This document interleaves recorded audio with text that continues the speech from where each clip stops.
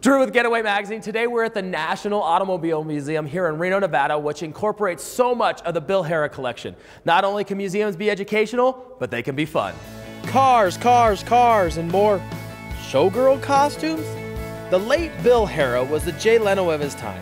A true car collecting fanatic with over 1,400 cars in his collection. And I'm not talking the Matchbox type, fellas. Known as one of the top and most acclaimed auto museums in the world, the National Auto Museum in Reno, Nevada blows your mind with one-off originals typically only seen in the magazines. So many vehicles showcased at the museum were also at the forefront of many classic films, such as the car where Leonardo DiCaprio himself made out with Kate Winslet in the back seat during the filming of Titanic.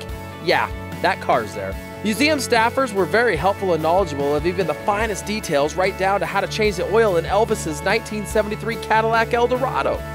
I found myself singing "I Ain't Nothing But a Hound Dog" from gallery to gallery. There is so much to see, you might as well spring for the season pass.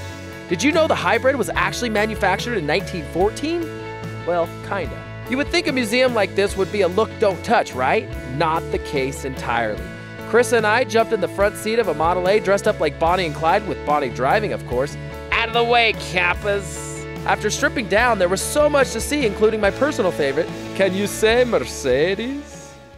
So we just stumbled upon one of my favorite cars in the museum, the 1936 Mercedes-Benz. Only 5 known to exist, and only 1 is on display here in the US. After leaving the car that set the precedent for so many modern-day designs and more valuable than all the pig farms in California, I continued on.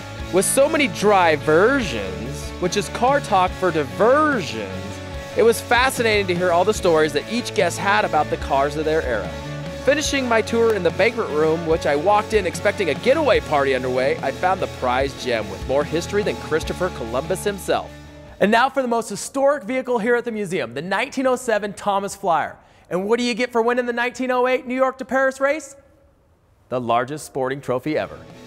And just when you thought you were headed home, the gift shop is the perfect pit stop before the drive. Don't forget to leave a donation. So you might not be able to take a car home with you, but you can stop by the museum store and pick up something for everybody in your life. So make it a point, stop by the National Automobile Museum when you're in Reno, Nevada.